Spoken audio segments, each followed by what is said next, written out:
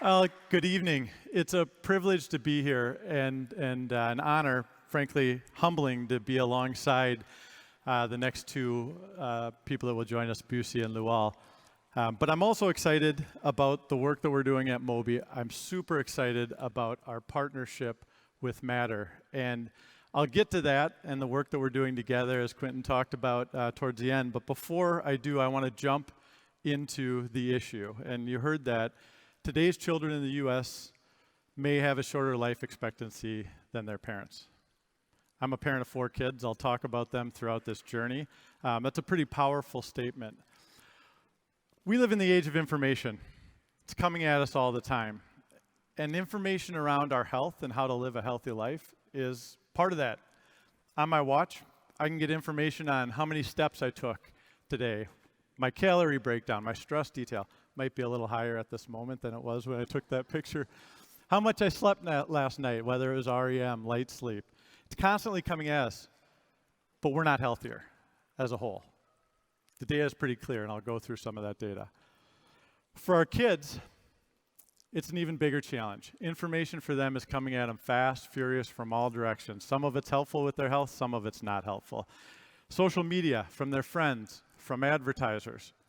Whether it's coming in their community from advertisements that are targeting our children, or whether it's coming from other places that they are, with their buddies, athletes that they admire, artists, musicians that they look up to, or from this joker in the lower right-hand corner.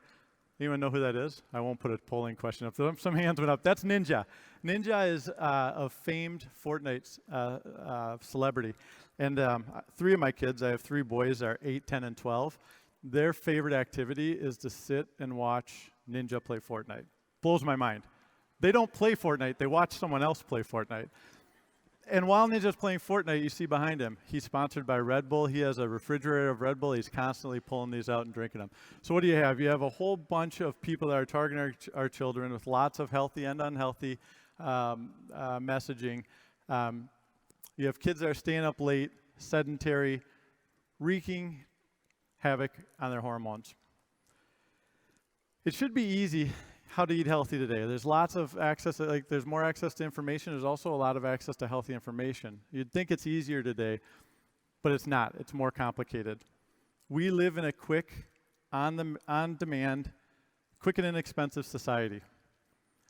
I lived for a few years in Switzerland. Switzerland, almost nothing is quick nor inexpensive. It's largely a country of farmers and people obsessed with hiking. It also is a country with the lowest obesity rate in Europe. In the US, the red graph up there, that shows the obesity prevalence in our children aged 2 to 19. It's skyrocketed over the last 15 years.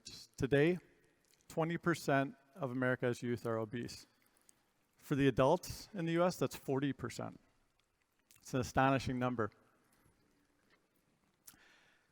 Equally astonishing, the obesity prevalence in children in low-income communities is twice as high as it is in affluent communities. Probably not surprising, a similar statistic. In low-income communities, there's also 2.5 times the prevalence of fast food restaurants as there is in affluent or high-income communities. Simply said, it's a lot cheaper, it's a lot faster. I can feed my whole family of 6 in 15 minutes for $15. It's a lot cheaper and a lot faster and a lot more accessible than going to the supermarket, getting the necessary things, and preparing a meal. Is fast food the culprit of this issue? No. So you got to you had to warm up with Quentin. I want to see what how adept we are at the technology, and ask this question. If you could cue the question. In one word, what's the biggest challenge today for kids eating healthy?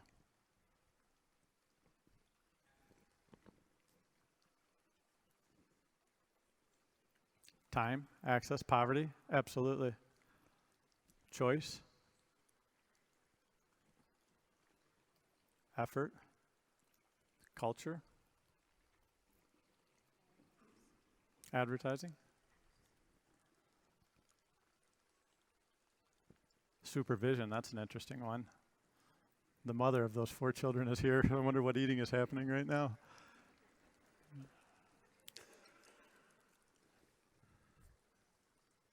Habits.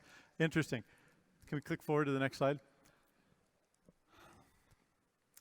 75% of chronic illness and obesity, heart disease, diabetes, those are chronic illnesses. 75% of chronic illness is a function of lifestyle.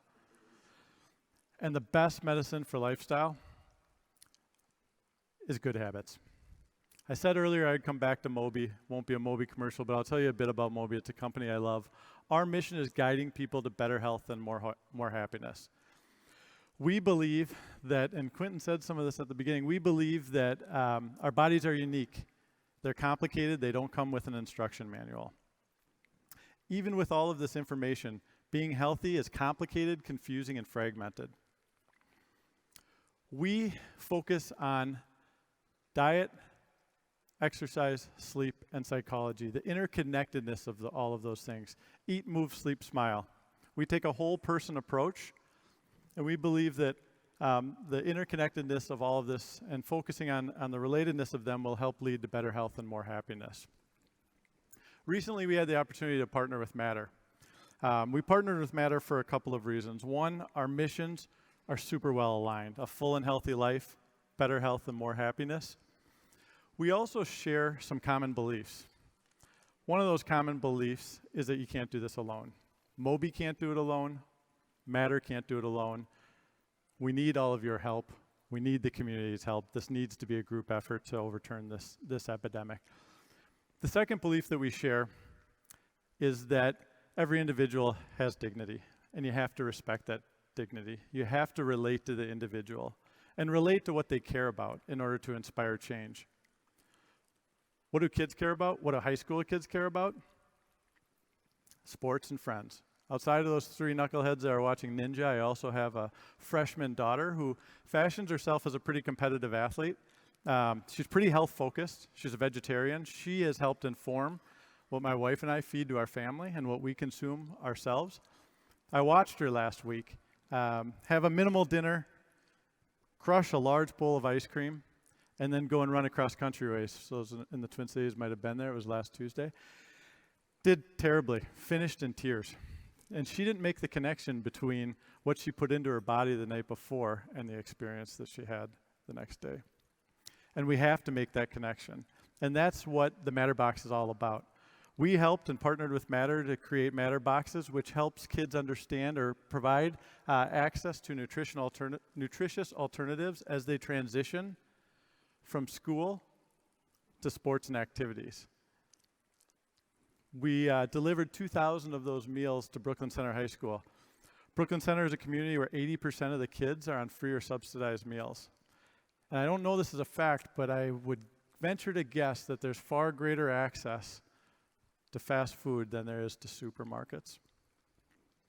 And so we believe, and that's why we're so excited by this partnership, is creating that connection between what you put in your body and how your body responds will help create a lasting change in these kids and inspire a generation of change and overturn this epidemic.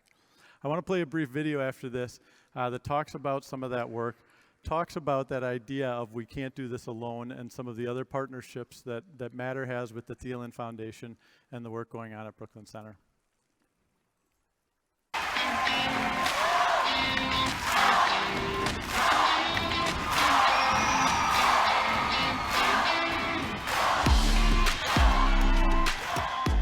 Sports have been huge and essential in our lives to shape us as people, to help educate us, and really get to where we are now. So we wanted to be able to give back and help youth reach their full potential. And we feel like God has put us here in the position that we're in to give back.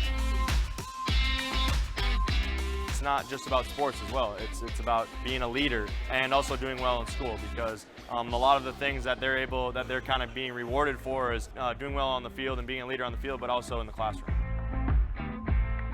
Keep your grades up and stay in your sports, and we'll be back to see you guys throughout the season.